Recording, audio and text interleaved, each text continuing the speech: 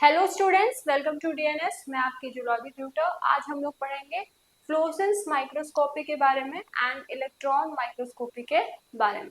तो fluorescence microscopy क्या होता है एंड इलेक्ट्रॉन माइक्रोस्कोपी क्या है, इसके क्या प्रिंसिपल हैं, क्या इसके टाइप्स हैं, क्या इसके एप्लीकेशन है, एडवांटेज क्या है, डिसएडवांटेज क्या है, ये सारी चीजें हम लोग डिस्कस करेंगे। तो चलिए स्टार्ट करते हैं। सबसे पहले हम लोग पढ़ेंगे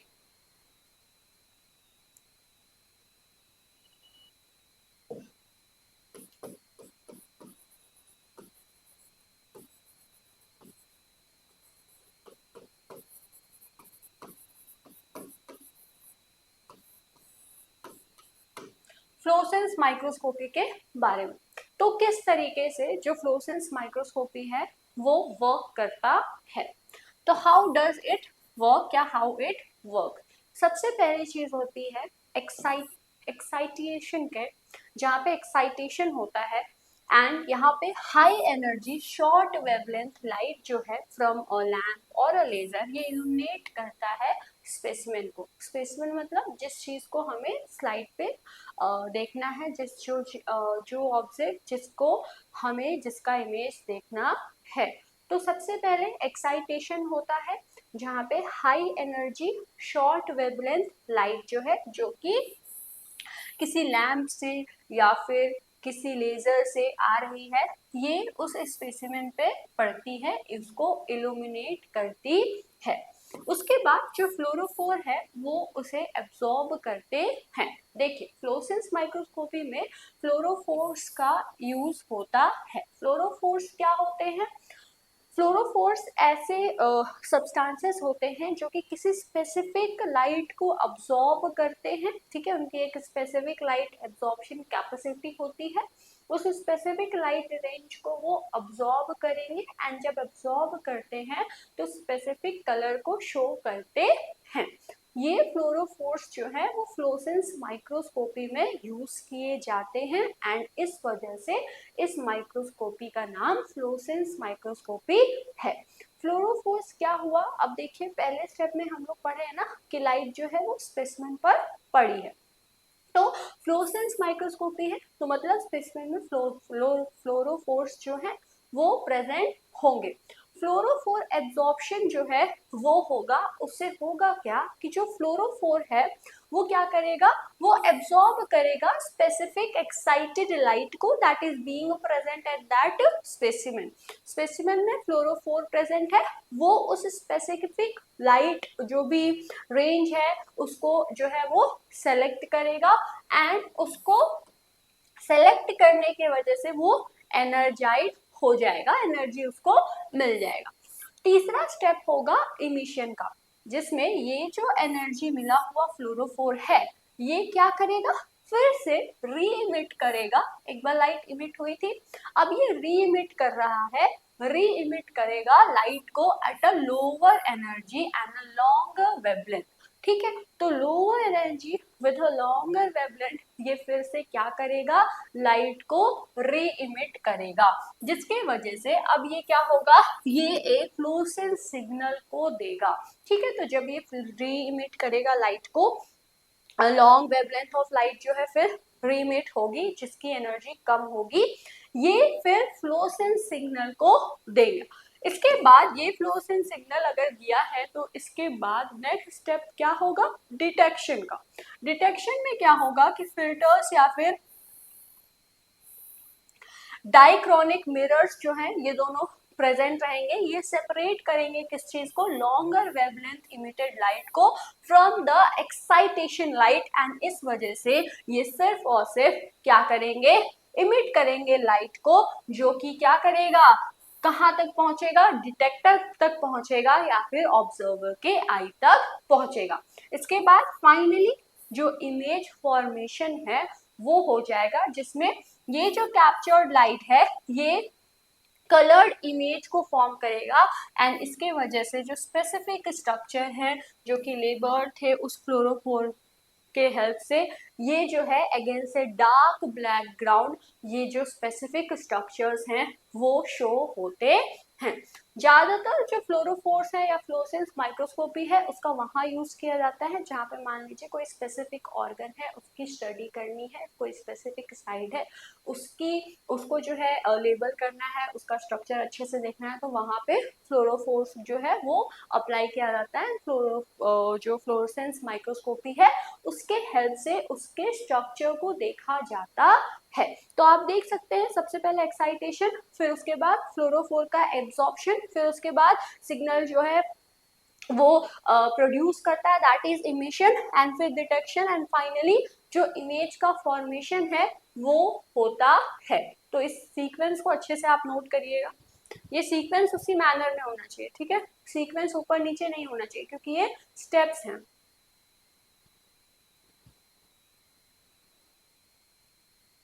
हो गया?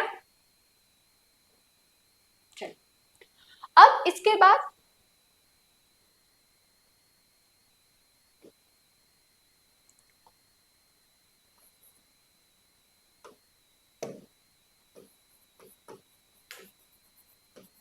Electron microscope.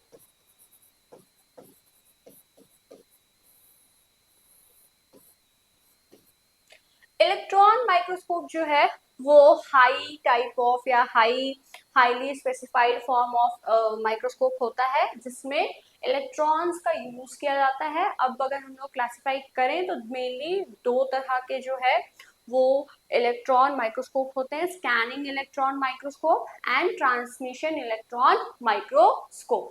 इलेक्ट्रॉन माइक्रोस्कोप को कौन इन्वेंट किया था, जल्दी से कमेंट करके बताइए, क्योंकि जब हम माइक्रोस्कोप पढ़ा रहे थे तो उसमें हम बताए थे। तो चलिए पहले इसके जो एक टाइप है that is scanning electron microscope, उसको पढ़ते हैं। स्कैनिंग इलेक्ट्रॉन माइक्रोस्कोप क्या होता है, इसे शॉर्ट फॉर्म में SEM लिखा जाता है।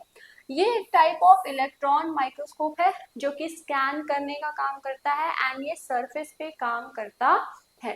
ये क्या करता है, जो सरफेस है उस माइक्रो ऑर्गेनिज्म का उसको स्कैन करेगा, यूज करता है ये बीम ऑफ इलेक्ट्रॉन्स को, एंड ये मूव करेंगे at energy to focus and scan the specimen so that the structure of that specimen, outer structure or surface structure of that specimen can be seen। ठीक है, तो scanning electron microscope beam of electrons को use करते हैं and उसके help से ये जो माइक्रो ऑर्गेनिज्म है, ये जो स्पेसिमेन है, उसके स्ट्रक्चर को जो आउटर स्ट्रक्चर है उसको देखने के लिए हेल्पफुल होता है। अगर हम लोग बात करें प्रिंसिपल की कि किस तरह से जो प्रिंसिपल है स्कैनिंग इलेक्ट्रॉन माइक्रोस्कोप का वो किस तरीके से काम करता है, तो ये जो है सबसे पहले applying the kinetic energy to produce the signal on the interaction on the electron, and then these electron are secondary backscattered and diffracted backscattered electron which are used to view the crystallized electron elements and the photons। इसके बाद ये जो secondary and backscattered electrons हैं ये use करते हैं, ये use होते हैं किस चीज के लिए, इमेज फॉर्मेशन के लिए। यहाँ पे जो सेकेंडरी इलेक्ट्रॉन्स हैं ये इमिट किए जाते हैं कहाँ से, स्पेसिमेन से, एंड ये इंपॉर्टेंट रोल प्ले करते हैं या कह सकते हैं प्राइमरी रोल प्ले करते हैं for the detecting of the morphology and the topography of the specimen. While जो बैक स्कैटर्ड इलेक्ट्रॉन है वो क्या होते हैं, वो कंट्रास्ट को शो करने में हेल्पफुल होते हैं in the composition of the elements of that specimen. ठीक है, तो स्कैनिंग इलेक्ट्रॉन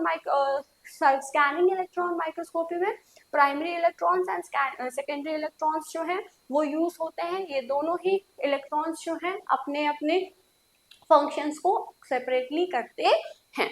तो इससे पहले आप नोट कर लीजिए।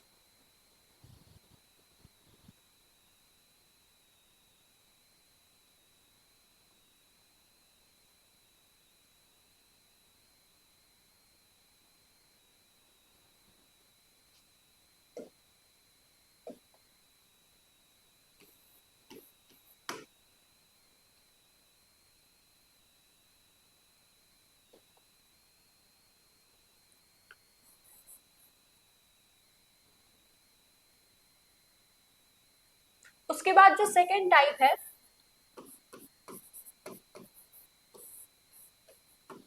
ट्रांसमिशन इलेक्ट्रॉन माइक्रोस्कोप, ये किस तरीके से वर्क करता है, तो अगर हम लोग इसकी बात करें तो ये another type of electron microscope है एंड इसके वजह से क्या होता है, ये भी प्राइमरी एंड सेकेंडरी इलेक्ट्रॉन्स को जो है प्रोड्यूस होते हैं एंड इनके थ्रू जो एलिमेंट्स हैं या जो स्पेसिमेंस हैं उनको व्यू करने में हेल्पफुल होता है। अगर हम लोग बात करें कि जो फ्लोरोफोर्स हैं, फ्लोरोसेंस माइक्रोस्कोपी है, उसके अंदर उसके कंपोनेंट्स क्या क्या हैं। अभी तक तो हम लोग क्या पढ़ रहे थे, उसके इंट्रोडक्शन को पढ़ रहे थे कि जो फ्लोरोसेंस माइक्रोस्कोपी है एंड जो इलेक्ट्रॉन माइक्रोस्कोपी है ये क्या होते हैं एंड इनके कंपोनेंट्स क्या हैं, एंड ये अगर इलेक्ट्रॉन माइक्रोस्कोपी है तो इसका जो है टाइप क्या क्या है। अभी आगे हम लोग सारे चीजों को डिटेल में पढ़ेंगे, ठीक है। तो अभी तक जो भी था वो इंट्रोडक्शन हम लोग पढ़े, आई होप आपको समझ में आया होगा। चलिए अब हम लोग जो है इन डिटेल फ्लोरोसेंस माइक्रोस्कोपी क्या होता है एंड इलेक्ट्रॉन माइक्रोस्कोपी क्या होता है उसके बारे में पढ़ेंगे। तो सबसे पहले हम लोग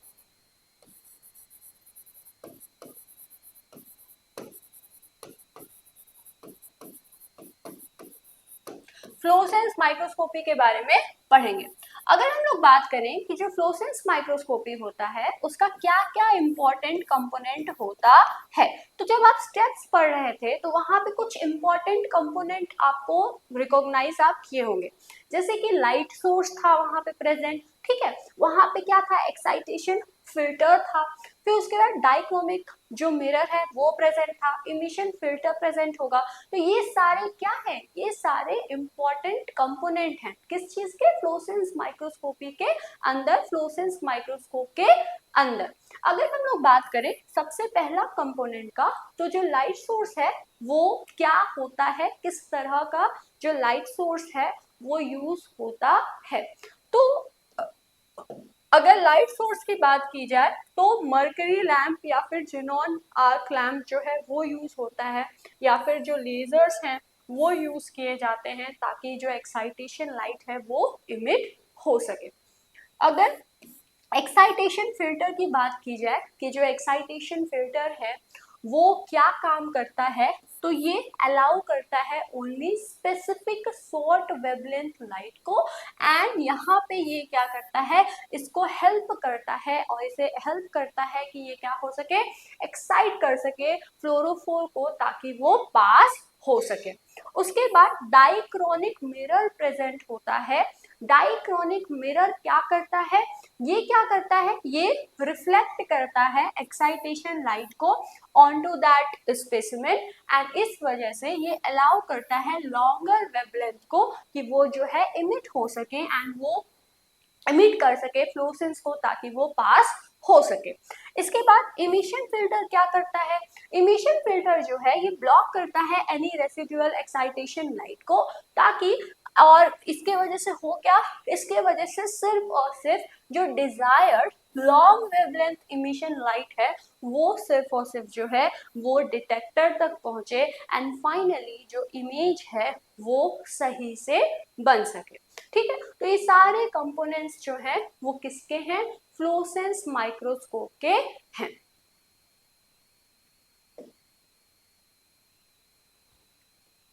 उसके बाद अगर हम लोग बात करें इलेक्ट्रॉन माइक्रोस्कोप की,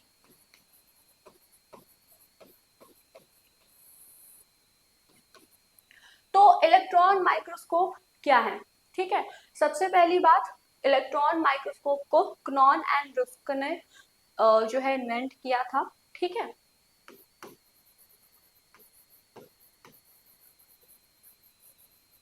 अगर हम लोग इलेक्ट्रॉन माइक्रोस्कोप की बात करें तो कि जैसा हम लोग जो पहले स्लाइड है उनमें डिस्कस किए हैं कि इलेक्ट्रॉन माइक्रोस्कोप दो तरह के होते हैं, scanning electron microscope and transmission electron microscope.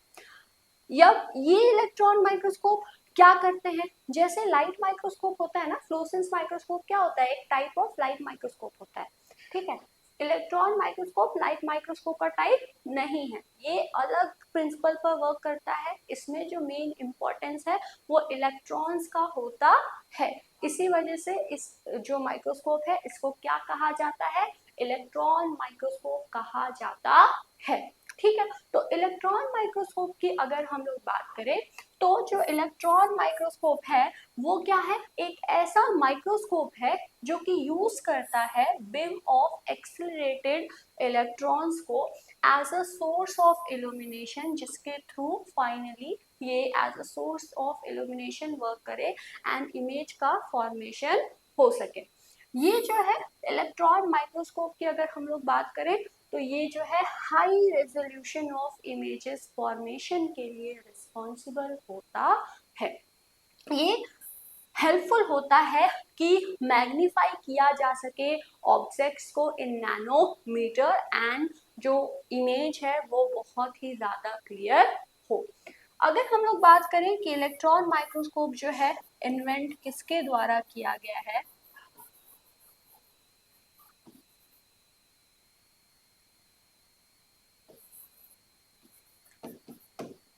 तो रुस्क, अर्नेस्ट रुस्क एक जर्मन इंजीनियर थे एंड एकेडमिक प्रोफेसर थे। ये पहला इलेक्ट्रॉन माइक्रोस्कोप जो है 1931 में बनाए थे एंड ये सेम प्रिंसिपल जो था इनका आज तक ये जिस प्रिंसिपल पर इलेक्ट्रॉन माइक्रोस्कोप को बनाए थे वो प्रिंसिपल आज भी चलता है। ठीक है, तो मेन क्रेडिट जो है वो रुस्क को जाता है एंड इनके साथ में knoll भी वर्क किए थे। तो रुस्क ने जो अपना पहला माइक्रोस्कोप बनाया था इलेक्ट्रॉन माइक्रोस्कोप, उसका प्रिंसिपल आज तक ये जो प्रोटोटाइप है वो यूज किया जाता है मॉडर्न इलेक्ट्रॉन माइक्रोस्कोप में एंड उस प्रिंसिपल पर और भी बहुत सारे एडवांस इलेक्ट्रॉन माइक्रोस्कोप जो है वो इन्वेंट किए गए हैं। अगर हम लोग बात करें कि पार्ट्स ऑफ इलेक्ट्रॉन माइक्रोस्कोप की, कि इलेक्ट्रॉन माइक्रोस्कोप के अंदर क्या क्या पार्ट्स या कह सकते हैं क्या क्या एलिमेंट्स होते हैं, तो from all the tall vacuum column that is the vertically mounted elements are being present in electron microscope। सबसे पहला जो इलेक्ट्रॉन माइक्रोस्कोप के अंदर इम्पॉर्टेंट कंपोनेंट होता है that is electron gun. Electron gun जो है वो यूज किया जाता है, आखिर वो है क्या, इलेक्ट्रॉन गन जो है वो हीटेड टंगस्टन फिलामेंट होता है जो कि किस चीज के लिए यूज किया जाता है, इस उसको यूज किया जाता है इलेक्ट्रॉन्स को प्रोड्यूस करने के लिए।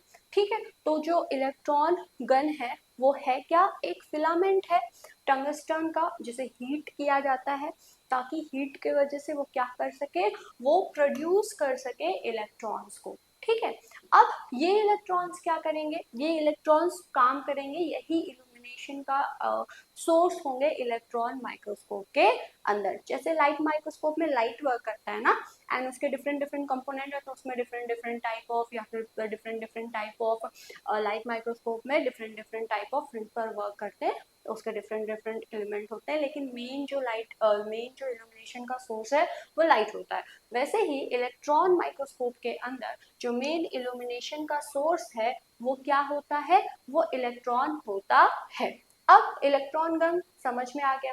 उसके बाद सेकेंड जो कंपोनेंट है वो है इलेक्ट्रोमैग्नेटिक लेंसेस। इलेक्ट्रॉन माइक्रोस्कोप है तो नॉर्मल जो लेंस है जो कि लाइट माइक्रोस्कोप में यूज होता है वो तो यहाँ यूज नहीं होगा, यहाँ पे इलेक्ट्रोमैग्नेटिक लेंसेज यूज होते हैं। तो यहाँ पे जो कंडेंसर लेंस है वो क्या करता है, वो फोकस करता है इलेक्ट्रॉन बीम को ताकि वो स्पेसिमेन तक पहुंच सके। इसके बाद एक और सेकेंड कंडेंसर लेंस जो है वो प्रेजेंट होता है एंड वो क्या करता है, वो फॉर्म करता है इलेक्ट्रॉन्स को ताकि वो एक थिन एंड टाइट बीम के तरह वो एक्ट कर सके। इसके बाद जो इलेक्ट्रॉन का बीम अभी फॉर्म हुआ था वो क्या होगा, वो स्पेसिमेन तक पहुंचेगा, वहां से निकलेगा एंड वो जो है आगे की ओर इसके जो अदर कंपोनेंट्स हैं second of the magnetic coils that is called as objective lens, वहां तक पहुंचेगा जो कि एक हाई पावर लेंस होता है एंड ये क्या करता है, ये एक इंटरमीडिएट जो इमेज फॉर्मेशन है उसका काम करता है। मतलब इंटरमीडिएट जो मैग्निफाइड इमेज है उसको ये फॉर्म करता है। यहाँ पे जो third set of magnetic lens present होते हैं उसको कहा जाता है प्रोजेक्टर, जो कि ऑक्यूलर लेंसेस होते हैं। ये क्या करते हैं, ये प्रोड्यूस करते हैं फाइनल फर्दर मैग्नीफाइड इमेज को। तो अभी यहाँ पे इंटरमीडिएट मैग्नीफाइड इमेज फॉर्म हुआ था। फाइनल इमेज थर्ड जो लेंस है, थर्ड मैग्नेटिक लेंस, उसके द्वारा बनता है एंड ये जो है फाइनल जो मैग्नीफाइड इमेज है इसको फॉर्म करता है। यहाँ पे आप देखेंगे जितने भी लेंसेज हैं वो क्या करते हैं, इमेज मैग्नीफायर की तरह काम करते हैं एंड ये सारे के सारे जो है मैग्नीफाइंग करते हैं एंड मेंटेन करते हैं ताकि हाई लेवल ऑफ जो इमेज फॉर्मेशन है वो हो सके, एक ऐसा इमेज जिसका क्या हो सके, जिसका बहुत ही अच्छा रेजोल्यूशन हो, जिसकी अच्छी मैग्निफिकेशन हो, ताकि जो इमेज है वो क्लियर हो। इसी वजह से कहा जाता है कि अगर लाइट माइक्रोस्कोप के कंपैरिजन में जो इलेक्ट्रॉन माइक्रोस्कोप है वो कैसे इमेज को फॉर्म करता है, वो कैसा रिजल्ट देता है, तो वो जो है बेटर रिजल्ट देता है। तो इसे आप नोट कर लीजिए। इलेक्ट्रॉन माइक्रोस्कोप में आप हमेशा ये याद रखिएगा कि जो लेंसेज हैं वो इलेक्ट्रोमैग्नेटिक लेंसेज यूज होते हैं।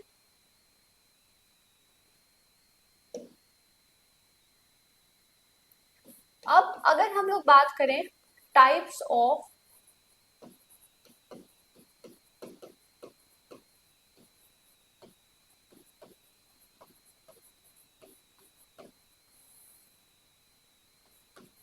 इलेक्ट्रॉन माइक्रोस्कोप, तो मेजर जो टाइप्स हैं वो है scanning electron microscope, most frequently जो यूज किए जाते हैं, ट्रांसमिशन इलेक्ट्रॉन माइक्रोस्कोप। लेकिन ऐसा नहीं है कि सिर्फ यही दोनों टाइप ऑफ माइक्रोस्कोप जो है इलेक्ट्रॉन माइक्रोस्कोप का है, इसके अलावा भी और भी different different types of electron microscopes जो हैं वो प्रेजेंट होते हैं। अब ये कौन कौन से हैं, सबसे पहले पढ़ेंगे हम लोग ट्रांसमिशन इलेक्ट्रॉन माइक्रोस्कोप के बारे में।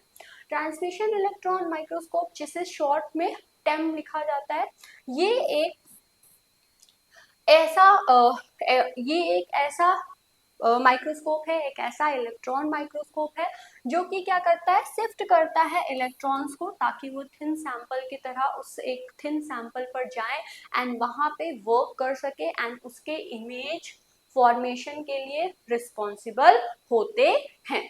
इसके बाद scanning electron microscope, scanning electron microscope जो है, sorry, scanning transmission electron microscope. Scanning transmission electron microscope जो है वो सिमिलर होता है ट्रांसमिशन इलेक्ट्रॉन माइक्रोस्कोप के तरह एंड इसके पास क्या होता है, जो स्कैन इलेक्ट्रॉन प्रोब है वो प्रेजेंट होता है एंड इस वजह से इसे क्या कहा जाता है, स्कैनिंग ट्रांसमिशन इलेक्ट्रॉन माइक्रोस्कोप कहा जाता है।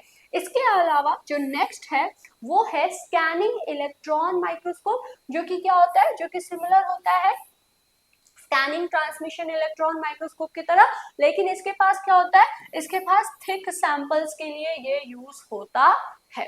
ठीक है, तो आप देख सकते हैं ट्रांसमिशन इलेक्ट्रॉन माइक्रोस्कोप थिन के लिए यूज होता है, scanning electron microscope thick samples के लिए यूज होता है।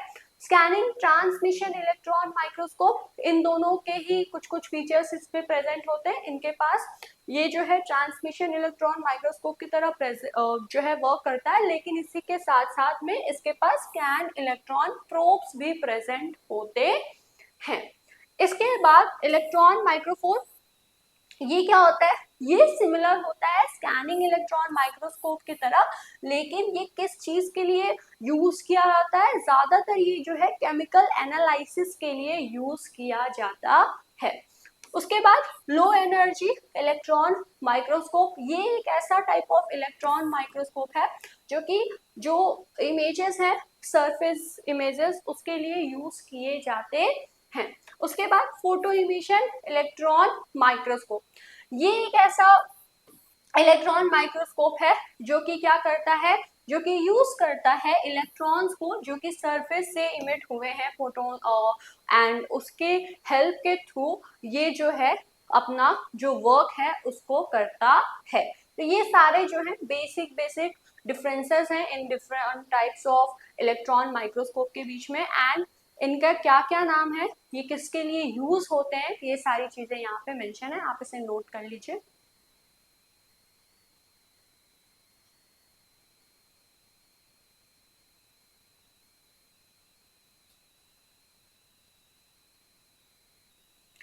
तो अगर हम लोग बात करें ट्रांसमिशन इलेक्ट्रॉन माइक्रोस्कोप की, जिसे टेम कहा जाता है, ये क्या है, एक पावरफुल इलेक्ट्रॉन माइक्रोस्कोप है जो कि यूज करता है बीम ऑफ इलेक्ट्रॉन्स को, ताकि ये बीम ऑफ इलेक्ट्रॉन्स जो है ये स्पेसिमेन पर पड़े एंड फाइनली एक highly magnified and detailed image जो है उस स्पेसिमेन का वो बन सके, वो फॉर्म हो सके। यहाँ पे जो मैग्नीफाइंग पावर है इसका ट्रांसमिशन इलेक्ट्रॉन माइक्रोस्कोप का, ये 2 मिलियन टाइम्स ज़्यादा होता है एंड ये प्रोड्यूस करता है इमेज को स्पेसिमेन के, जो कि क्या करता है, जो कि इजी कैरेक्टराइजेशन के लिए, इजी जो भी उसके डिफरेंट डिफरेंट डिटेलिंग है उसको अच्छे से उस इमेज के थ्रू देखा जा सकता है। एंड ये मॉर्फोलॉजिकल फीचर्स एंड कंपोजिशन किस तरीके से है उस स्पेसिमेन का, इसके लिए यूज होता है। ओवरऑल अगर आप देखें ट्रांसमिशन इलेक्ट्रॉन माइक्रोस्कोप स्पेसिमेंस के मॉर्फोलॉजी एंड उनके जो केमिकल कंपोजिशंस हैं उनको एनालाइज करने के लिए, उनकी स्टडी के लिए, उनको जो है विजुअलाइज करने के लिए हेल्पफुल होता है। उसके बाद जो नेक्स्ट है कि अगर हम लोग ट्रांसमिशन इलेक्ट्रॉन माइक्रोस्कोप की बात करें तो ये जो है सिमिलर होता है लाइट माइक्रोस्कोप की तरह। जैसा कि हम लोग जानते हैं कि लाइट माइक्रोस्कोप लाइट एनर्जी को यूज करता है कि वो जो है फोकस, लाइट एनर्जी एक फोकस्ड बीम में आए एंड उसके थ्रू इल्यूमिनेशन जो है वो इमेज पर पड़े एंड वो इमेज का जो सॉरी उस स्पेसिमेन पर पड़े एंड इमेज फॉर्मेशन हो सके। इसी तरह जो ट्रांसमिशन इलेक्ट्रॉन माइक्रोस्कोप है वो क्या होता है, इलेक्ट्रॉन को यूज करता है कि इलेक्ट्रॉन का एक बीम आए एंड वो स्पेसिमेन पर पड़े एंड उसके बाद इमेज का फॉर्मेशन हो सके। यहाँ पे अगर आप इलेक्ट्रॉन्स को देखें तो इलेक्ट्रॉन्स के पास क्या होता है, शॉर्टर वेवलेंथ प्रेजेंट होता है in comparison to the light that have the longer wavelength.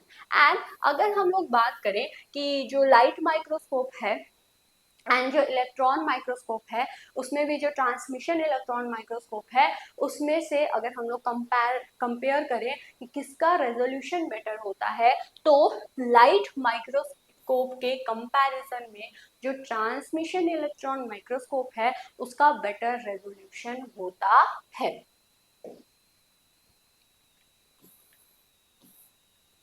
तो अगर हम लोग एप्लीकेशन की बात करें कि एप्लीकेशन क्या है ट्रांसमिशन इलेक्ट्रॉन माइक्रोस्कोप का, तो डिफरेंट डिफरेंट फील्ड्स में डिफरेंट डिफरेंट एप्लीकेशन जो है ट्रांसमिशन इलेक्ट्रॉन माइक्रोस्कोप के हैं।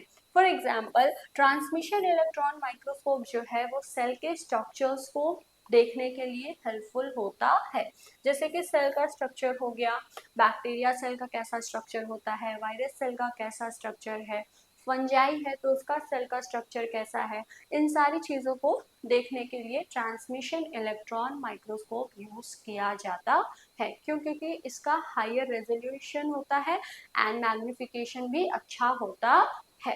इसके बाद ये जो है बैक्टीरियल जो फ्लैजिला है, प्लाज्मिड्स हैं, इनको इनका जो इमेज है उसे देखने के लिए हेल्पफुल होते हैं। इसके बाद ये जो है shapes and the size of the microbial cell organelles उन्हें देखने के लिए हेल्पफुल होते हैं। अब ये क्या है, माइक्रोबियल सेल ऑर्गेनल मतलब जितने भी माइक्रोब्स होते हैं वो भी तो क्या है, वो भी तो लिविंग ऑर्गेनिज्म है ना, उनमें भी तो सेल है। तो वो सेल के अंदर उनके जो सेल्स हैं उनके अंदर जो ऑर्गेनल्स प्रेजेंट हैं उन ऑर्गेनल्स के जो इमेजेस हैं, जो स्ट्रक्चर्स हैं, जो मॉर्फोलॉजी है उसको देखने के लिए ट्रांसमिशन इलेक्ट्रॉन माइक्रोस्कोप यूज होता है। इसी के साथ ही में ये हेल्पफुल होता है for the study and the differentiation purpose between the plant and the animal cell. हम लोग जानते हैं कि plant cell and animal cell का जो स्ट्रक्चर है वो अलग है। आखिर ये सारी चीजें कैसे पता चली, इलेक्ट्रॉन जो माइक्रोस्कोप है उनके डिस्कवरी के वजह से, ठीक है। तो जो इलेक्ट्रॉन माइक्रोस्कोप है, इलेक्ट्रॉन माइक्रोस्कोप जो इन्वेंशन है उसके वजह से, उसमें भी अगर हम लोग देखें कि जो ट्रांसमिशन इलेक्ट्रॉन माइक्रोस्कोप है वो बहुत ज़्यादा इम्पॉर्टेंट है, क्योंकि इसके हेल्प के वजह से जो इमेजेस है वो बहुत ज़्यादा क्लियर मिलते हैं, एंड इसके वजह से हम लोग डिफ्रेंशिएट कर पाते हैं, स्टडी कर पाते हैं जो प्लांट सेल है एंड जो एनिमल सेल है उनके बीच में कितना डिफरेंस होता है, किस तरीके का इनका स्ट्रक्चर होता है। तो ये भी एक बहुत इम्पॉर्टेंट एप्लीकेशन है ट्रांसमिशन इलेक्ट्रॉन माइक्रोस्कोप का। उसके बाद ये जो है यूज किया जाता है नैनो टेक्नोलॉजी में to study nanoparticles such as zinc oxide and other nanoparticles। अब नैनो जो टेक्नोलॉजी है वो क्या होता है, बहुत छोटे एलिमेंट्स जो कि जो अगर आप उनकी साइज को देखें तो वो नैनोमीटर में रहते हैं, दैट इज नैनो टेक्नोलॉजी। उनकी जो स्टडी है, उनके ऊपर जो वर्क किया जाता है वो फील्ड नैनो टेक्नोलॉजी कहलाता है, एंड ये एलिमेंट्स नैनो पार्टिकल्स कहलाते हैं। इनकी स्टडी के लिए, इनके स्ट्रक्चर एनालिसिस के लिए ट्रांसमिशन इलेक्ट्रॉन माइक्रोस्कोप यूज होते हैं। इसी के साथ ही जो है ये transmission electron microscope detect purpose के लिए यूजफुल होते हैं and identifying different damage micro particles and repair mechanism that is being done by these particles. तो डिफरेंट और जो फिजियोलॉजिकल फंक्शंस हैं इन्हें भी एनालाइज करने के लिए, इनकी स्टडी करने के लिए जो ट्रांसमिशन इलेक्ट्रॉन माइक्रोस्कोप है वो यूज होता है। इसके बाद अगर आप देखें तो ट्रांसमिशन इलेक्ट्रॉन माइक्रोस्कोप कुछ इस तरीके से जो है वो वर्क करता है। इसके बाद अगर आप बात करें कि जो फ्लोरेसेंस माइक्रोस्कोप है,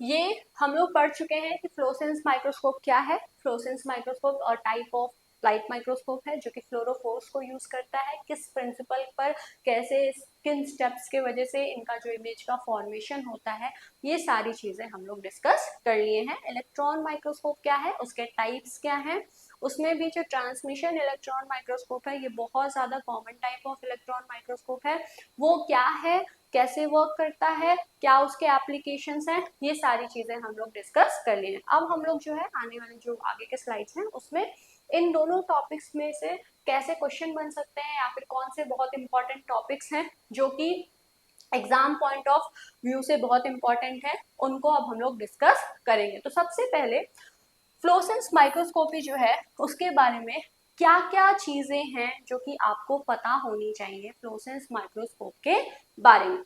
सबसे पहली चीज, सबसे इंपॉर्टेंट चीज कि जो फ्लोरेसेंस माइक्रोस्कोपी है वो फ्लोरोफोर को यूज करता है। फ्लोरोफोर है क्या?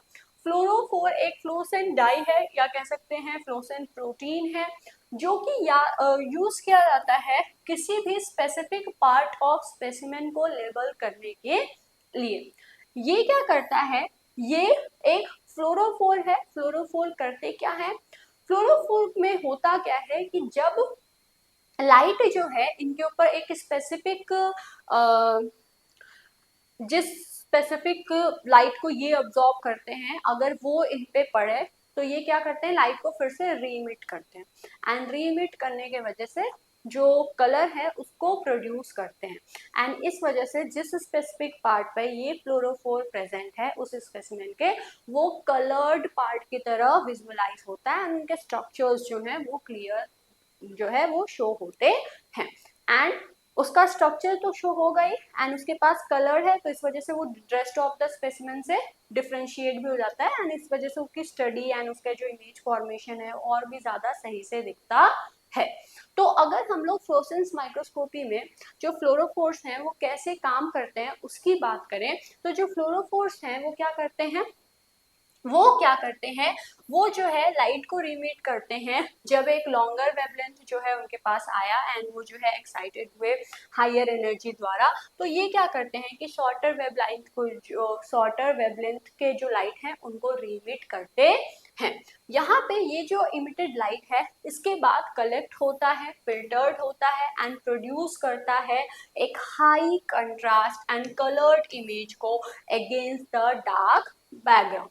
यहाँ पे ये रिवील करता है कि उसका लोकेशन क्या है उस स्पेसिफिक पार्ट का, उसका फंक्शन क्या है उस लेबल्ड स्ट्रक्चर का, with the high specificity and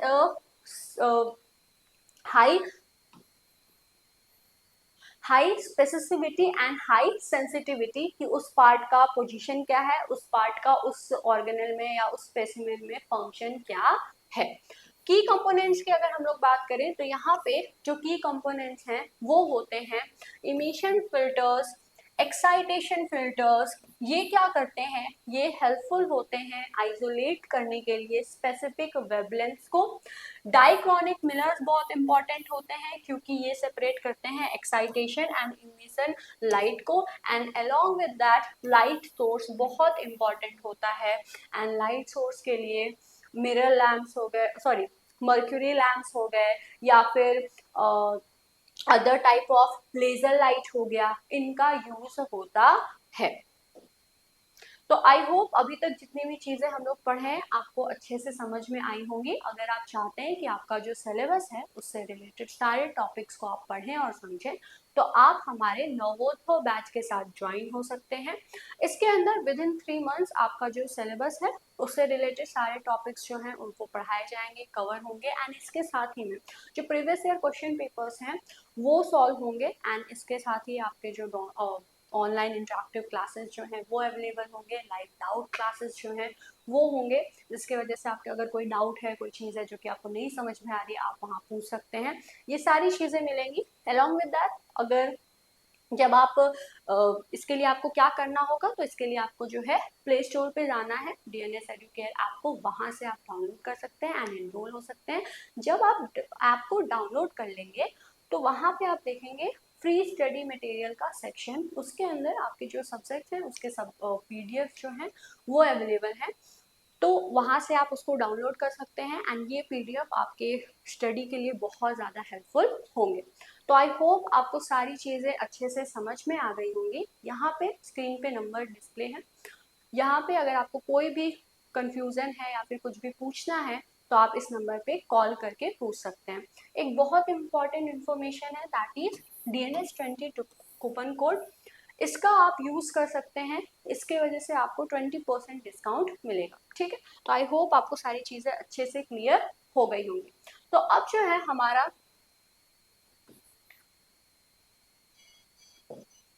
next question that is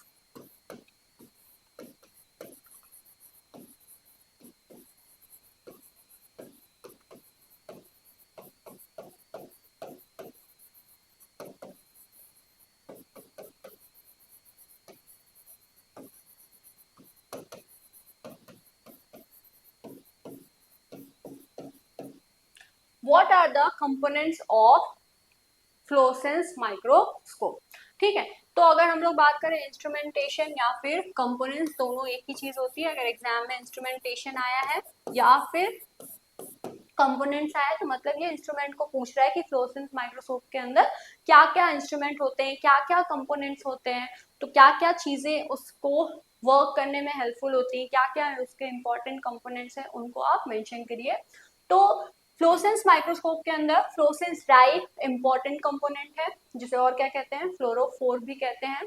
उसके बाद लाइट सोर्स इंपॉर्टेंट होता है, ये लाइट सोर्स लेजर लाइट हो सकता है, मर्करी लैम्प हो सकता है। इसके अलावा एक्साइटेशन फिल्टर्स इंपॉर्टेंट होते हैं, डाइक्रोमिक मिरर इंपॉर्टेंट होता है एंड इमिशन फिल्टर प्रेजेंट होता है। इसके बाद नेक्स्ट क्वेश्चन जो है वो ये है कि राइट एप्लीकेशन ऑफ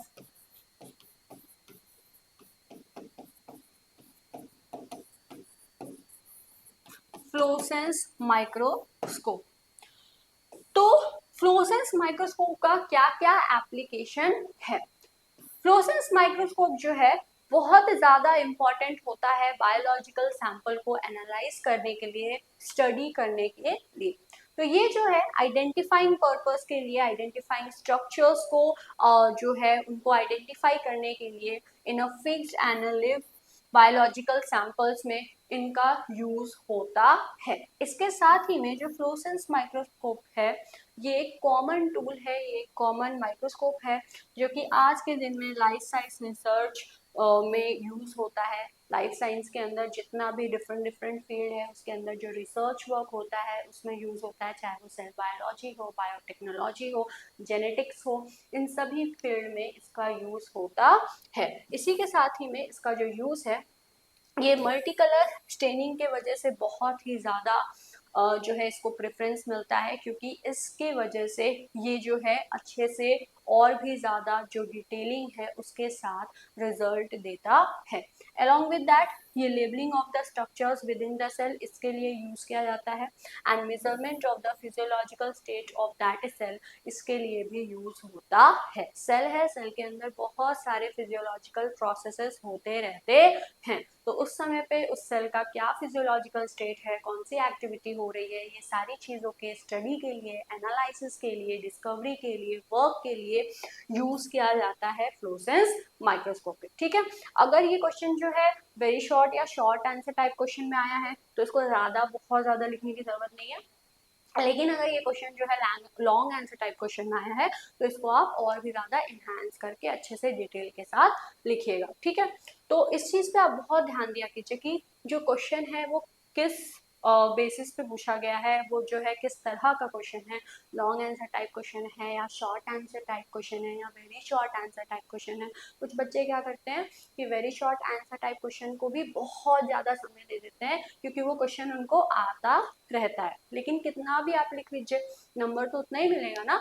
इस वजह से जो वर्ड लिमिटेशंस हैं उसका ध्यान रखा करके एंड कोशिश किया कीजिए कि एग्जाम में जो है पहले अगर लॉन्ग आंसर टाइप क्वेश्चंस हैं उसको आप कर लीजिए, उसके बाद short and then very short किया कीजिए, क्योंकि लॉन्ग आंसर टाइप क्वेश्चन में आप जितना आपका जो ज़्यादा समय है वो उसमें लग जाता है, फिर लास्ट के समय में क्या होता है कि अगर हम लोग वेरी शॉर्ट शॉर्ट एंड फिर लॉन्ग पे जाते हैं तो लास्ट में थोड़ा सा क्या हो जाता है, हड़बड़ी हो जाती है एंड ऐसा हो जाता है कि जो लॉन्ग आंसर वाला है वो ज़्यादा लिख नहीं पाए।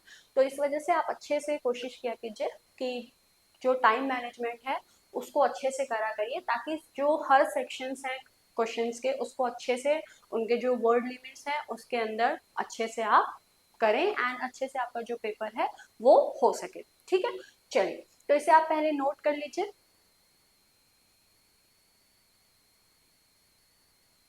हो गया।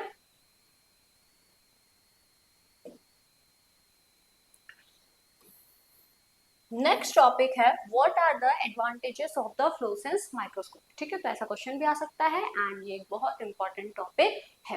तो एडवांटेजेस क्या है फ्लोरेसेंस माइक्रोस्कोप का, इतनी चीजें जब आप पढ़ रहे हैं तो आपको इतना समझ में आ गया होगा कि फ्लोरेसेंस माइक्रोस्कोप जो है वो बहुत ही ज्यादा इम्पोर्टेंट है किसी स्पेसिफिक पार्ट को विजुअलाइज करने के लिए। क्यों? क्योंकि ये कंट्रास्ट बैकग्राउंड, डार्क बैकग्राउंड के अगेंस्ट बहुत ही स्पेसिफिक मैनर में उस पार्ट को शो करता है, पहली चीज। दूसरी चीज ये जो है उस पर्टिकुलर पार्ट को कलर के थ्रू जो है वो विजुअलाइज कराता है, जिसके थ्रू और भी ज्यादा क्लियर इमेज शो होता है। तीसरी चीज, अभी हम लोग इसके एप्लीकेशंस को पढ़े तो जिसके अंदर हम लोग ये देख सकते हैं कि जो फ्लोरेसेंस माइक्रोस्कोप है वो लिविंग जो ऑर्गेनिज्म है उसके ऊपर एप्लीकेबल होता है, लिविंग स्पेसिमेन पे एप्लीकेबल है एंड ये फिजियोलॉजिकल कंडीशंस को भी देखने के लिए, एनालाइज करने के लिए, स्टडी के लिए हेल्पफुल होता है। तो ये सारे पॉइंट्स हो गए। अब अगर हम लोग बात करें एडवांटेजेस की कि एडवांटेजेस क्या है फ्लोरेसेंस माइक्रोस्कोप के अंदर, तो फ्लोरेसेंस माइक्रोस्कोपी जो है वो मोस्ट पॉपुलर मेथड है। सबसे पहली चीज ये कि फ्लोरेसेंस माइक्रोस्कोप जो है या फ्लोरेसेंस माइक्रोस्कोपी जो है बहुत ही पॉपुलर फॉर्म ऑफ माइक्रोस्कोप है जो कि यूज होता है for the study of the dynamic behaviour that is being done within the cell and cell imaging. अब डायनामिक फंक्शंस क्या हो गए, सेल के अंदर बहुत सारी चीजें जो है वो होते रहती हैं, फिजियोलॉजिकल प्रोसेसेस होते हैं। फॉर एग्जांपल माइक्रोट्यूब्यूल का फॉर्मेशन देख लीजिए, वो कितना है, कितना डायनामिक प्रोसेस होता है। तो ऐसे ही सेल के अंदर हजारों चीजें हैं जो कि डायनामिक प्रोसेसेस होते हैं एंड उनको अच्छे से पढ़ने के लिए, उनकी स्टडी करने के लिए जो फ्लोरेसेंस माइक्रोस्कोपी है वो इजिली एंड अच्छे से एप्लीकेबल होता है। इस वजह से ये बहुत पॉपुलर मेथड ऑफ फ्लोरेसेंस जो माइक्रोस्कोपी है वो है, एंड ये यूज किया जाता है। इसके बाद ये जो है, ये इसके पास एबिलिटी होती है कि आइसोलेट कर सके इंडिविजुअल प्रोटीन को with a high degree of specificity and non fluorescence material. ठीक है,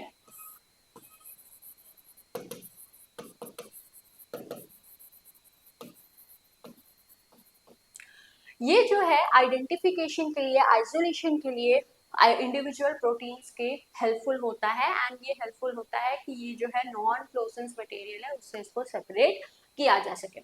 इसकी अगर हम लोग बात करें तो ये जो है बहुत ही ज्यादा सेंसिटिव होता है एंड हाई इनफ होता है ताकि ये डिटेक्ट कर सके फ्यू अप्रॉक्स 50 मॉलिक्यूल्स पर क्यूबिक माइक्रोमीटर। ठीक है, उसके बाद डिफरेंट मॉलिक्यूल्स जो हैं वो आज के समय पे स्टेन किए जाते हैं विद डिफरेंट कलर्स, एंड ये जो है अलाउ करता है मल्टीपल टाइप ऑफ मॉलिक्यूल्स को ताकि वो ट्रैक हो सके साइमल्टेनियसली एंड उसको अच्छे से एनालाइज किया जा सके।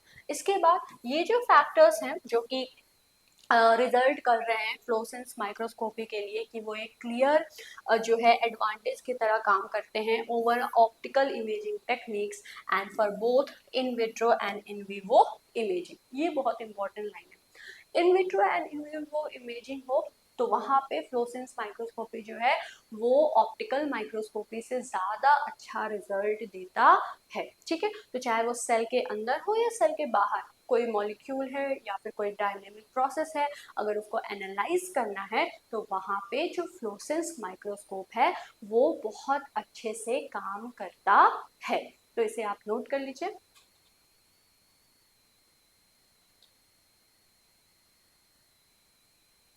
हो गया। उसके बाद लिमिटेशंस क्या है फ्लोरेसेंस माइक्रोस्कोप के। अब कोई भी चीज है तो उसके एडवांटेजेस एंड डिसएडवांटेजेस दोनों ही होते हैं, तो एडवांटेजेस तो हम लोग पढ़ लिए। अब लिमिटेशंस क्या हो सकते हैं। सबसे पहला लिमिटेशन ये होता है कि फ्लोरेसेंस जो माइक्रोस्कोपी है उसके अंदर जो फ्लोरोफोर्स यूज किए जाते हैं ना, इनके अंदर सबसे बड़ी दिक्कत ये होती है कि कुछ समय बाद वो अपनी जो फ्लोरेसेंस पावर है उसको लूज कर देते हैं, एंड इस वजह से ये जो है ये अपने पावर को लूज करते हैं, जिसके वजह से जो कलरेशन ये शो करते हैं वो नहीं कर पाते हैं, एंड ये जो प्रोसेस है ये फोटो ब्लीचिंग कहलाता है। ठीक है, तो एक ऐसा कैपेसिटी, एक ऐसा पावर जिसमें फ्लोरोफोर्स जो है अपनी जो कलरिंग की पावर है उसको लूज कर दे रहे हैं, जिसके वजह से पहले वो स्पेसिमेन को कलर दे पा रहे थे अब नहीं दे रहे हैं, that is called as photo bleaching. Photo bleaching ऐसे भी होता है क्योंकि फ्लोरोफोर्स अपनी कैपेसिटी को लूज कर रहे हैं, और फोटो ब्लीचिंग जो है यूज भी कराया जाता है, तो वो तो अलग केस है। यहाँ पे आप ये समझिए कि जो लिमिटेशन है फ्लोरोफोर्स का फ्लोरोफोर माइक्रोस्कोपी के अंदर कि यहाँ पे ये कुछ समय के लिए जो है कभी उनकी जो कैपेसिटी है वो आफ्टर अ टाइम, ठीक है, वो क्या होते हैं, वो लूज करने लगते हैं, जिसके वजह से फोटो ब्लीचिंग होती है। तो सबसे पहला जो लिमिटेशन होता है ना फ्लोरेसेंस माइक्रोस्कोपी के अंदर, वो यही इसका डिसएडवांटेज होता है कि ये फोटो ब्लीचिंग को शो करते हैं। उसके बाद फोटो ब्लीचिंग जो है उसकी वजह से होता क्या है कि जो फ्लोरेसेंस मॉलिक्यूल्स हैं वो एक्यूमुलेट हो जाते हैं एंड उनका केमिकल डैमेज होना शुरू होता है from the electron excitation during the fluorescence process. उसके बाद सेल्स जो हैं जो कि ससेप्टेबल है फोटोटॉक्सिसिटी से, ये पर्टिकुलरली शॉर्ट वेवलेंथ लाइट होते हैं, एंड यहाँ पे इनके अंदर ये जो फोटोटॉक्सिसिटी है ये शो होती है।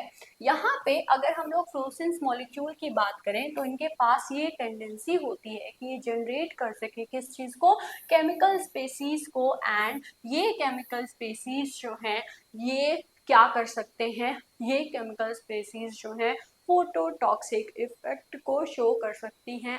अगर कोई सेल है जो कि फोटोटॉक्सिसिटी से बहुत ज़्यादा ससेप्टेबल है, बहुत ज़्यादा सेंसिटिव है, तो वहाँ पे सेल का डैमेज हो सकता है। तो आप खुद ही सोच के देखिए, कोई सेल है उसका कोई पर्टिकुलर पार्ट था या फिर सेल का जो स्ट्रक्चर है उसे हमें एनालाइज करना था, लेकिन वहाँ पे हम लोग फ्लोरोफोर को डाले एंड वो फ्लोरोफोर क्या हुआ, वो फ्लोरोफोर जो है कुछ केमिकल सब्सटेंसेस को जनरेट किया, for example reactive oxygen species. तो ये क्या कर दिया, ये क्या किया कि जो फोटोटॉक्सिसिटी है उस सेल के अंदर उसको इंक्रीज कर दिया, एंड इस वजह से वो जो सेल है वो क्या हो गया, वो डैमेज हो गया। तो हमें देखना क्या था, सेल का स्ट्रक्चर, लेकिन अब सेल क्या हो चुका है, डैमेज हो चुका है।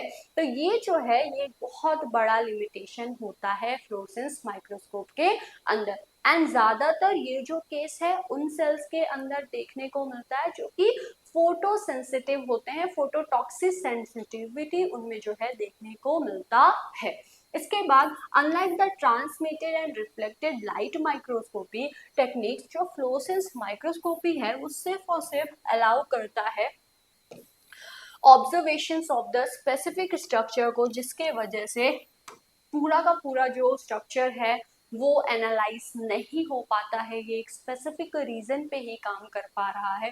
ये भी इसका एक ड्रॉबैक या लिमिटेशन हो जाता है। तो जहाँ पे एक तरफ इसकी ये लिमिटेशन है, वही कुछ एक्सटेंड के बाद ये जो है इसका लिमिटेशन भी बन जाता है। तो आई होप आपको ये जो एडवांटेजेस थे एंड जो लिमिटेशन है वो अच्छे से समझ में आ गया होगा।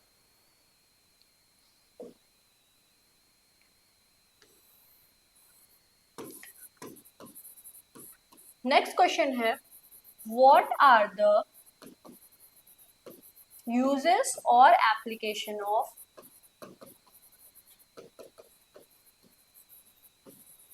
scanning electron microscope?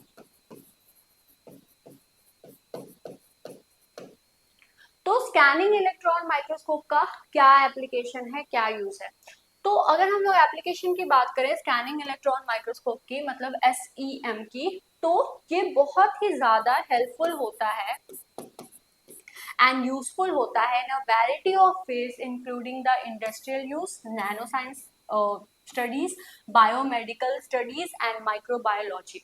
इसी के साथ ही में ये हेल्पफुल होता है to analyze the chemical analysis in the energy dispersive x-ray spectroscopy, in field में भी ये हेल्पफुल होता है। इसी के साथ ही में ये एनालिसिस में हेल्पफुल होता है कॉस्मेटिक कंपाउंड्स के लिए, जो कि बहुत ही ज़्यादा छोटे होते हैं साइज में, उनकी भी एनालिसिस करने में ये हेल्पफुल होते हैं।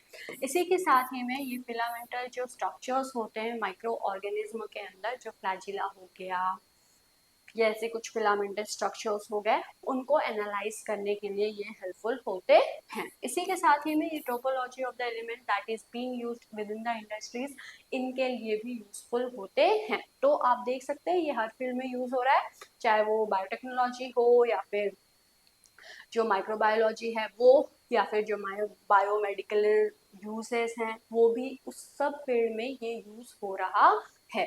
इसी के साथ अगर हम लोग एडवांटेजेस की बात करें, जो कि नेक्स्ट टॉपिक है, कि एडवांटेजेस क्या है स्कैनिंग इलेक्ट्रॉन माइक्रोस्कोप का। तो सबसे पहला एडवांटेज इसका ये होता है कि ये बहुत ही ज़्यादा इजी होता है ऑपरेट करने में, एंड ये यूज़र फ्रेंडली मैनर में वर्क करता है। तो यूज़र इसे आसानी से यूज़ कर सकता है, आसानी से इसको सीख सकता है, आसानी से इसको यूज़ कर सकता है।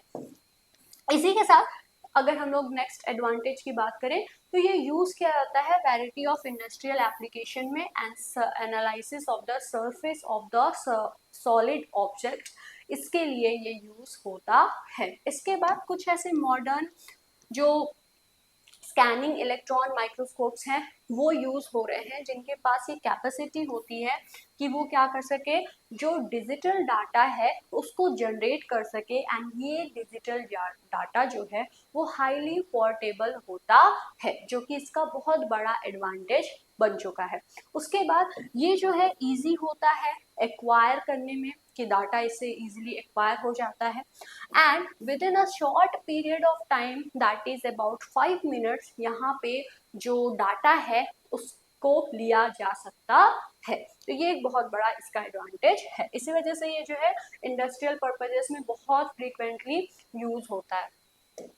इसके बाद अगर हम लोग बात करें टाइप ऑफ नेक्स्ट टॉपिक की, कि जो टाइप ऑफ इलेक्ट्रॉन माइक्रोस्कोपी है उसमें से जो दो मेजर टाइप्स हैं, टाइप्स तो हम लोग पढ़ चुके हैं, उसमें से भी जो दो मेजर टाइप्स हैं वो कौन कौन से हैं, that is transmission electron microscope and scanning electron microscope. Transmission electron microscope को टेम कहा जाता है, स्कैनिंग इलेक्ट्रॉन माइक्रोस्कोप को सेम कहा जाता है। अगर हम लोग एडवांटेजेस की बात करें ट्रांसमिशन इलेक्ट्रॉन माइक्रोस्कोप की, तो ये बहुत ही पावरफुल मैग्निफिकेशन इसका होता है, about 2 million times than the light microscope. इसके बाद अगर हम लोग बात करें तो ये जो है बहुत ही ज़्यादा यूजफुल होता है for a variety of purposes ranging from the basic biology to the nanotechnology to the educational field and industrial purposes, industrial uses. ये जो है वो यूज किया जाता है वास्ट इंफॉर्मेशन को एक्वायर करने के लिए on compounds and their structures. इसी के साथ में ये जो है बहुत ही ज़्यादा इफिशियंट होता है, हाई क्वालिटी इमेजेस को देता है विथ हाई क्लैरिटी। इसके बाद अगर हम लोग बात करें तो ये परमानेंट इमेजेस को देने के लिए रिस्पॉन्सिबल होता है। ये जो है इजी होता है to train and to use the transmission electron microscope. ठीक है, तो ये जो है एक easy type of electron microscope है जो कि आसानी से सीखा जा सकता है एंड आसानी से अप्लाई किया जा सकता है एंड वेरियस फील्ड्स में इसका जो यूज है वो होता है। उसके बाद स्कैनिंग इलेक्ट्रॉन माइक्रोस्कोप जो है वो क्या है?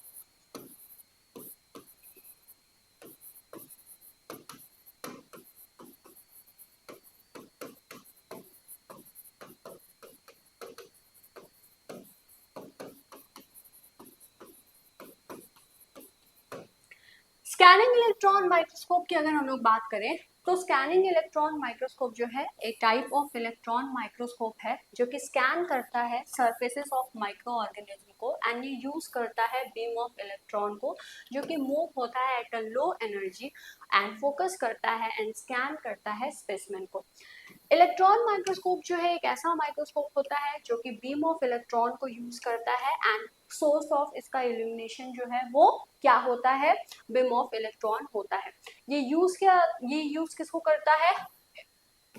इलेक्ट्रॉन ऑप्टिक्स को यूज करता है एंड यहाँ पे ये ऑप्टिकल जो लेंसेज हैं इनको जो है अगर हम लोग बात करें कि ये जो लेंसेज हैं ये किस तरह से होते हैं, तो ये जो लेंसेज हैं ये एनालॉगस होते हैं glass lenses of the optical light microscope and ये कंट्रोल करते हैं इलेक्ट्रॉन बीम को। यहाँ पे ये इंस्टेंस फोकसिंग के लिए हेल्पफुल होते हैं एंड ये प्रोड्यूस करते हैं मैग्नीफाइड इमेजेस को और इलेक्ट्रॉन डिफ्रैक्शन पैटर्न को। जैसा कि हम लोग जानते हैं कि जो वेवलेंथ होता है इलेक्ट्रॉन का वो 10,000 टाइम्स स्मॉलर होता है दैन द विजुअल लाइट। इस वजह से जो इलेक्ट्रॉन माइक्रोस्कोप्स होते हैं उनके पास हायर इलेक्ट्रॉन्स जो हैं उनका हायर इलेक्ट्रॉन रेजोल्यूशन जो है वो होता है एंड ये अगर हम लोग बात करें लाइट माइक्रोस्कोप के कंपैरिजन में तो ये बहुत अच्छा होता है। इनका 0.1 नैनोमीटर एंड जो लाइट माइक्रोस्कोप है उसका 200 नैनोमीटर होगा। यहाँ पे इलेक्ट्रॉन माइक्रोस्कोप जो है वो अगर हम लोग देखें तो स्कैनिंग इलेक्ट्रॉन माइक्रोस्कोप की बात कर रहे हैं हम लोग, तो स्कैनिंग इलेक्ट्रॉन माइक्रोस्कोप जो है वो बेटर रिजल्ट को शो करता है।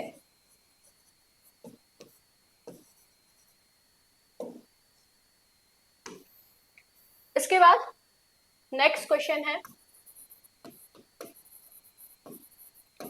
What are the parts of electron microscope, जो कि हम लोग पढ़ चुके हैं। इलेक्ट्रॉन माइक्रोस्कोप के क्या क्या पार्ट्स हैं? इलेक्ट्रॉन गन प्रेजेंट होता है most important and electromagnetic lenses present होते हैं। ये किस तरह से होते हैं, किस तरह से इमेज फॉर्मेशन करते हैं, ये सारी चीजें हम लोग पढ़ लिए हैं। उसके बाद इसके अंदर और क्या क्या चीजें होती हैं? स्पेसिमेन होल्डर प्रेजेंट होता है। स्पेसिमेन होल्डर क्या होता है? स्पेसिमेन होल्डर जो है extremely thin film of carbon और कॉलिडॉन मटेरियल बना हुआ होता है एंड ये जो है स्पेसिमेन को होल्ड करके रखा रहता है। इसके बाद image viewing and recording system जो है वो इलेक्ट्रॉन माइक्रोस्कोप के अंदर प्रेजेंट होता है। जो फाइनल इमेज जो है वो स्क्रीन पर शो होता है एंड ये लाइन जो है ये गलत लिखी हुई है तो इसे आप मत नोट करिएगा, ठीक है।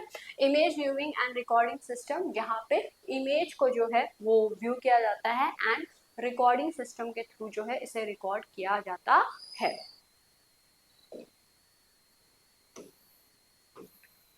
तो नेक्स्ट जो टॉपिक है वो है working principle of electron microscope. Working principle electron microscope का क्या होता है? तो अगर हम लोग बात करें इलेक्ट्रॉन माइक्रोस्कोप की कि किस तरह से जो इलेक्ट्रॉन माइक्रोस्कोप है वो वर्क करता है, तो सबसे पहली चीज ये है कि इलेक्ट्रॉन गन जो है वो जनरेट करता है इलेक्ट्रॉन। उसके बाद दो सेट ऑफ कंडेंसर लेंसेज जो हैं वो प्रेजेंट होते हैं एंड ये क्या करते हैं, ये फोकस करते हैं इलेक्ट्रॉन बीम को ताकि वो जा सके स्पेसिमेन पे। एंड यहाँ पे फिर उसके बाद एक थिन टाइट बीम जो है वो बन सके एंड यहाँ पे ये जो इलेक्ट्रॉन्स हैं ये मूव कर सके कॉलम तक एंड ये एक्सेलरेट कर सके। एक एक्सेलरेटिंग वोल्टेज जो है वो अप्लाई होता है between the tungsten filament and the anode and ये प्रोसेस इसलिए होता है ताकि जो इलेक्ट्रॉन्स हैं वो मूव हो सके। यहाँ पे जो स्पेसिमेन है जो कि एग्जामिन किया जाना है, यहाँ पे ये स्पेसिमेन जो है ज्यादातर इसको प्रेफरेंस किया जाता है कि जो स्पेसिमेन है वो कैसा हो, थिन हो एंड एटलीस्ट 200 टाइम्स थिनर हो, that is being used in a optical microscope. And ये अल्ट्रा थिन स्पेसिमेन जो है जिसका साइज 20 से लेके 100 नैनोमीटर तक का होता है, ये कट किया जाता है which is already placed on the specimen holder. इसके बाद जो इलेक्ट्रॉन बीम है वो पास होता है उस स्पेसिमेन पे एंड इलेक्ट्रॉन्स जो है ना वो स्कैटर हो जाते हैं डिपेंडिंग ऑन द थिकनेस और थिकनेस ऑफ दैट स्पेसिमेन की, जिस तरह से उसकी चौड़ाई, जिस तरह से उसकी थिकनेस होगी उस बेसिस पे वो स्कैटर होंगे। यहाँ पे रिफ्रैक्टिंग इंडेक्स जो है different parts of the specimen का उस बेसिस पे वो जो रिजल्ट है वो शो करते हैं एंड इसी वजह से इस चीज का ध्यान रखा जाता है कि जो स्पेसिमेन है वो ज्यादा जो है थिन हो, जितना थिन होगा उतना ज्यादा अच्छा इमेज फॉर्मेशन होगा। उसके बाद जो डेंसर रीजन्स है स्पेसिमेन के वो क्या करेंगे, स्कैटर करेंगे मोर इलेक्ट्रॉन्स को एंड इस वजह से ये डार्क कलर के इमेज जो है वो शो होता है। इसके बाद अगर हम लोग इलेक्ट्रॉन्स की बात करें तो जो इलेक्ट्रॉन्स हैं वो क्या करेंगे, वो स्ट्राइक करेंगे उस एरिया पे एंड वहां से स्ट्राइक करेंगे एंड इमेज को फॉर्म करेंगे। इसके बाद अगर हम लोग ट्रांसपेरेंट रीजन्स की बात करें तो वो क्या होंगे, वो ब्राइटर शो होते हैं। इलेक्ट्रॉन बीम जो है जो कि अभी आ रही है स्पेसिमेन से वो पास होगा ऑब्जेक्टिव लेंस तक एंड यहाँ पे ये हाई पावर को जो इंटरमीडिएट मैग्निफाइड इमेज है वो फॉर्म होगा एंड देन ऑक्यूलर लेंस जो है वो वर्क करेगा जहाँ पे फाइनल फर्दर मैग्निफाइड इमेज जो है वो फॉर्म होगा। तो इसे आप नोट कर लीजिए।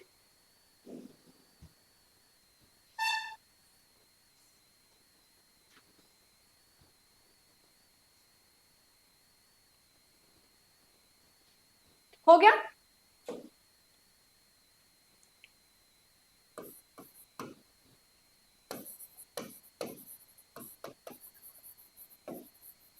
तो जो लास्ट क्वेश्चन है वो है what are the application and advantages of electron microscope.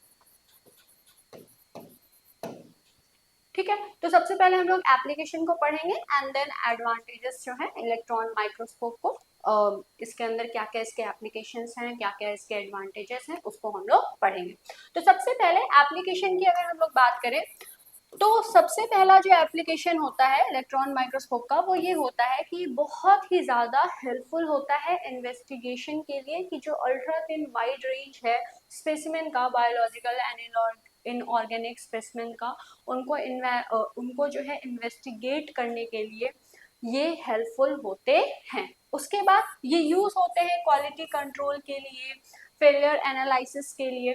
Modern electron microscope जो है वो प्रोड्यूस करते हैं इलेक्ट्रॉन माइक्रोग्राफ को, जहाँ पे ये यूज करते हैं स्पेशलाइज्ड डिजिटल कैमरास को एंड फ्रेम ग्रैबर्स को ताकि जो इमेजेस हैं बहुत ही ज्यादा क्लियर एंड जल्दी दिखें। यहाँ पे जो इलेक्ट्रॉन माइक्रोस्कोप्स हैं वो हेल्पफुल होते हैं स्टडी ऑफ माइक्रो ऑर्गेनिज्म के लिए, जैसे कि बैक्टीरिया हो गया, वायरसेस हो गए, अदर पैथोजेंस हो गए एंड ट्रीटमेंट ऑफ डिजीजेस के लिए भी ये बहुत ज़्यादा इफेक्टिव होते हैं। तो मेडिकल फील्ड हो गया, बायोटेक्नोलॉजी हो गई, यहाँ पे भी इनका यूज होता है। इसके बाद अगर हम लोग बात करें एडवांटेजेस की, तो सबसे पहला एडवांटेज तो यही है कि ये बहुत ही ज्यादा हाई इसका मैग्निफिकेशन होता है। इसके बाद ये इनक्रेडिबली हाई रेजोल्यूशन को शो करता है। ये मटेरियल जो है रियरली इसके लिए जो है डिसॉर्ट किया जाता है बाय प्रिपरेशन, एंड जो मटेरियल जो है वो रियरली डिसऑर्डर्ड होता है बाय प्रिपरेशन। यहाँ पे it is possible to investigate a greater depth of the field by using the electron microscope.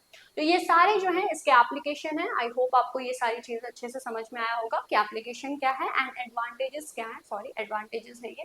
तो इलेक्ट्रॉन माइक्रोस्कोप क्या है, इसका जो एडवांटेज है ये क्या होता है, इसका जो एप्लीकेशन है ये क्या होता है, फ्लोरेसेंस माइक्रोस्कोप क्या है, उसका एप्लीकेशन क्या है, डिसएडवांटेजेस क्या है।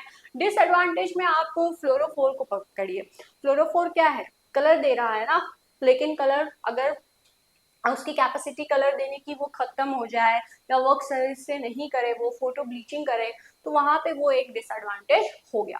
दूसरी चीज ये है कि ये स्पेसिफिक पार्ट को ही कलर कर पा रहा है ना, तो बाकी के पार्ट तो रह गए, तो ये भी तो डिसएडवांटेज हो गया ना। उसके बाद क्या हो गया, उसके बाद जो है फ्लोरेसेंस जो फ्लोरोफोर्स हैं वो जब जा रहे हैं एंड वो डायनेमिक प्रोसेसेस के लिए इम्पोर्टेंट हैं, उसको एनालाइज करने के लिए हेल्पफुल हैं। सॉरी, डायनेमिक प्रोसेसेस नहीं, फ्लोरोफोर्स जो है वो इम्पोर्टेंट है कलर देने के लिए, एंड वो डाइज हैं। वो क्या करेंगे कि जब उस स्पेसिफिक पार्ट पे जा रहे हैं, उस स्पेसिमेन पे जा रहे हैं, तो वहां पे क्या कर रहे हैं कि वो कुछ स्पेसीज को जनरेट कर रहे हैं उस स्पेसिमेन के अंदर।